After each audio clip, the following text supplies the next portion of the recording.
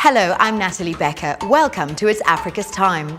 In today's episode, we travel in South Africa to meet two major players, Adcock Ingram and Procter & Gamble, to learn about their inclusive business strategies and commitments to sustainable development on the continent.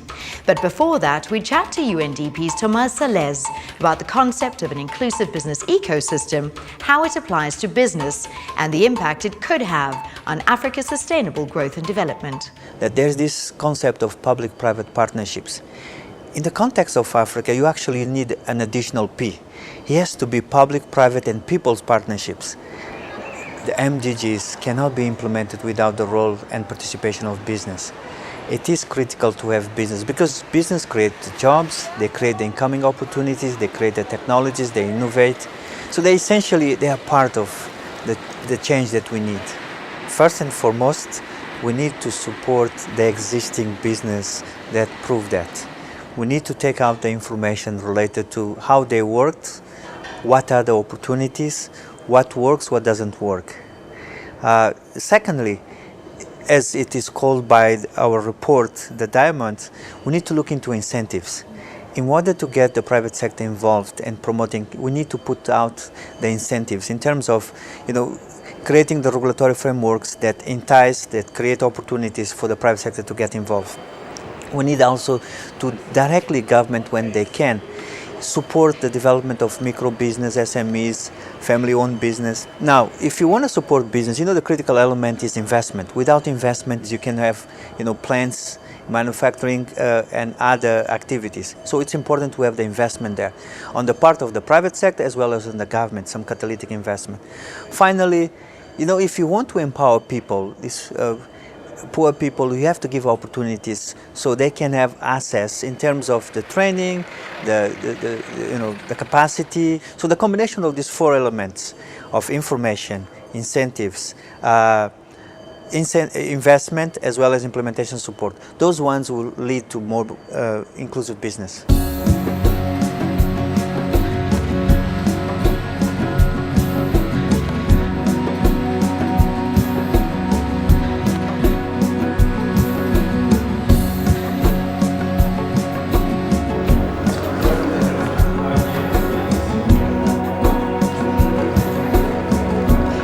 We have three regional hubs on the continent, and our main activities follow what we have in South Africa: prescription pharmaceuticals, over-the-counter pharmaceuticals, and our hospital or critical care products, drips, injections, water for injections. We want to be part of the clear growth that Africa will experience over the next 10 years.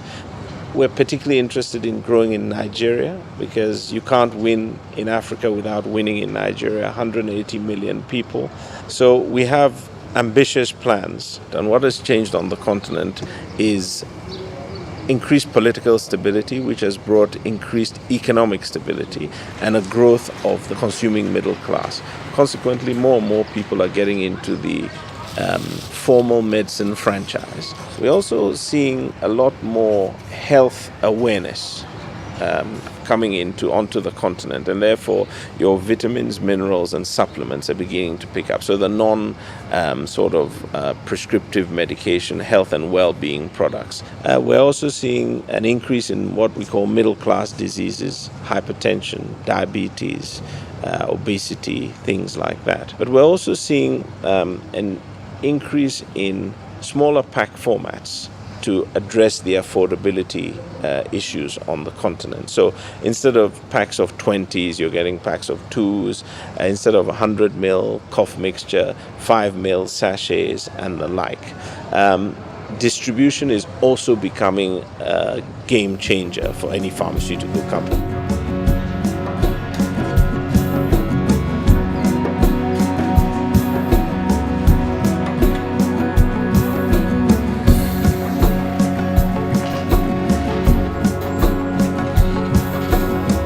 I was working at Adcock Ingram, Wakefield branch, as a tablet technician. I've worked for 19 years for the company. Adcock's strategy is to own his own distribution direct to customer. Currently, we're servicing 50% of our volume through the wholesale channel, and 50% we're doing direct to our customer. The owner-driver scheme objectives is in three parts. It's for our drivers to empower them to own their own businesses. The other part of the objective was to provide a better service to our customers. The third part is for our stakeholders and our shareholders by investing in the owner-driver scheme over the 16 million rand in the scheme to still maintain the enterprise development points that's giving us the level 3 BEE score at this stage. The other benefit, huge benefit for us on the scheme is obviously cost. In the past we've outsourced the part of the business the owner drivers are currently doing to courier companies, which rates was extremely high, which makes it a more sustainable solution going forward. And that's why we will carry on investing in this owner driver scheme.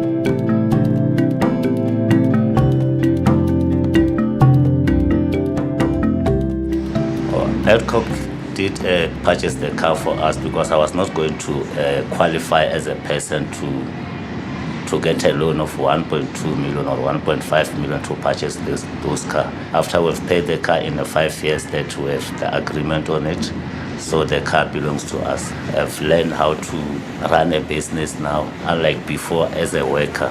Adcock Ingram has provided the owner drivers with training courses on standard operation procedures in terms of delivery, anti-hijacking and vehicle management. They've also received business training from the firm appointed to manage their newly founded companies. We've got 12 PTYs set up. In each PTY there's a director or owner, and he's got a driver, additional driver, and 2 van assistants. So in that PTY we've got 4 employees. We've got 25 vehicles. We've got 3 sites running on it. We've got Cape Town, we've got Bloemfontein, and we've got this facility in Midrand. We've spent a lot of time in the selection of the owner-driver, the director, to make sure that they can make the next step from a driver into a business owner. We've had a lot of dealings with Meshack through the negotiations, and we're really proud of him as the individual, managing his company in the best manner. In the first day when we were notified that we will be the owner driver that were shortlisted, I couldn't wait to start. When do I start my business? It's a huge big difference from being a worker and becoming an owner of your own business. Financially has improved a lot, and it was a big step for us. The lucky one that we were selected. I mean, out of 87 applicants, we were very fortunate to get this opportunity. The vehicles range from 1 tonners to 50 ton. We also spend a lot of time on the design of the bodies, insulated vehicles, temperature controlled, also with tail lifts, the necessary security tracking systems on it.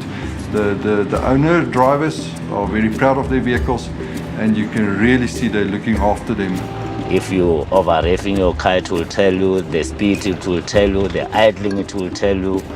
I mean, you can't go wrong with this car. We get so much support from the company and so much support from the management. The relationship is fantastic. Our aim is to have a bigger number of vehicles within the company to make sure the delivery is being rendered within the time that is required. I'll continue with my business because this is the business I love, this is the business I like. The more you like something, the more you learn more. I'm enjoying it.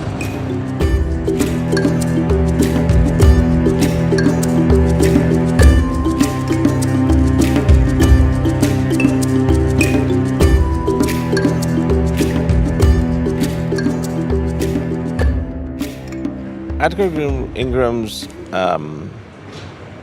tagline is adding value to life. So we like to invest in CSI initiatives that are community-based and fundamentally change people's lives.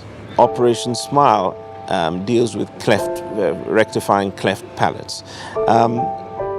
Children born with cleft palates, in most cases on the continent, are shunned, ostracized, and in the extreme could be killed. So for a very small minor operation, you can change people's lives.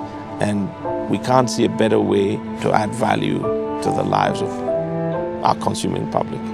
They have a very similar footprint to Adcock Ingram on the continent, so it made sense to actually support them Pan-African rather than just in individual countries. The stigma associated with cleft lips and palates throughout Africa, obviously in Malawi, largely are associated with beliefs around witchcraft, around children being evil, and that cleft lips are a condition that can cause curses towards other people, and so the children are dangerous to their community. They're socially isolated, and they're often badly abused, both verbally and physically.